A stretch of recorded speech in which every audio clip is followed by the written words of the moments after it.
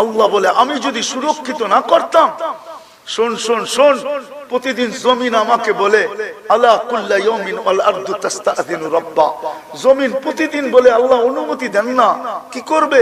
আন আবতালিয়া ইবনা আদম ফি বাতনি, আমি মানুষকে পেটে নিয়ে আনিব। আল্লাহ জিজ্ঞাসা করে কেন? 24 ঘন্টা নাফরমানি করি না করেন? কোথায় করেন? জমিনের পেটেই তো করি, ঠিক না? জমিন তো আল্লাহর নাফরমানি করে না।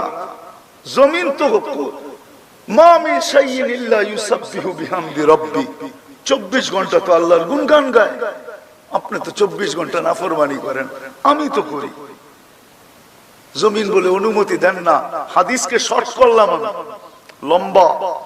আল্লাহ বলে শুধু জমিন বলে না, আলা কুল্লা ইয়াউমিন ওয়াল বাহরু ইস্তাযিনু রাব্বা, প্রতিদিন সমুদ্র বলে আল্লাহ অনুমতি দেন না, কি করবে? আন উগরিকা ইবনা আদম ফি কারি, আমি মানুষকে তলদেশে নিয়ে যাব। শুধু সমুদ্র না, ফেরেশতা বলে আলা কুল্লা ইয়াউমিন ওয়াল মালাইকাতু তাস্তাযিনু রাব্বা, প্রতিদিন ফেরেশতা বলে আল্লাহ অনুমতি দেন না, কি করবে? আন তুহলিকা ইবনা আদম, এদেরকে সাইজ করে দিব। সাইজ জান জান জান, আমি দেখা আসছি। আলহামদুলিল্লাহ সুম্মা আলহামদুলিল্লাহ সুম্মা আলহামদুলিল্লাহ। কোরআনে যত জায়গার কথা লেখা আছে, ধ্বংস স্তূপের কথা গুনতে হবে কোনটা বাদ আছে কিনা, বাকি সব আমার চোখে দেখা শেষ। এই জন্য আমার ভিতরে একটু অনুভূতিটা বেশি। আমি তাফসীর পড়া ওগুলা শিখি নাই, চোখে দেখা শিখছি। ফেরেশতা প্রতিদিন বলে আল্লাহ অনুমতি দেন না। আল্লাহ জবাব দেয় কি ইনকানা আবদুকুম ফাশানুকুম বি, বান্দা তোমাদের হলে যার যা মনে চায় করতে পারো। ইনকানা আবদি, যদি বান্দা আমার হয় খবরদার যদি চোখ উঠায় দেখলা। ইন আতানি লাইলান কাবিলতু, রাতে যদি ফিরে আসে তো আমি বুকে জড়ায় নিব। ইন আতানি নাহারান কাবিলতু, দিনে যদি তওবা করে ফিরে আসে আমি বুকে জড়ায় নিব। ওমান আযমু মিন্নি জুহদান ওয়া কারামা, আমার চেয়ে বড় দাতা কেউ নাই। ওই আল্লাহ একটু ভাবি না, ওয়াজ তো আমার পরেও হযরতরা করবে, আমার আগেও করছেন।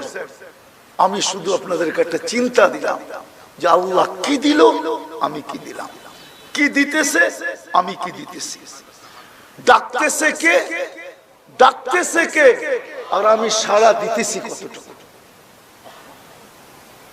কতটুকু সাড়া দিতেছি। চলে তো যেতে হবে, হিসাব কিতাব তো দিতে হবে, দাঁড় তো হইতে হবে, দাঁড়াইতে তো হবে আল্লাহর সামনে। লা তুসআলুনা আনিন নাঈম,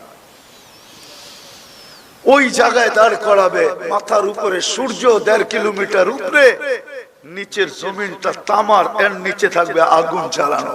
লা ইয়াজাল কদম আবদ, পাও হেলাইতে দিবে না। 50,000 বছর দাঁড় করায় রাখবে, হেলাইতে দিবে না।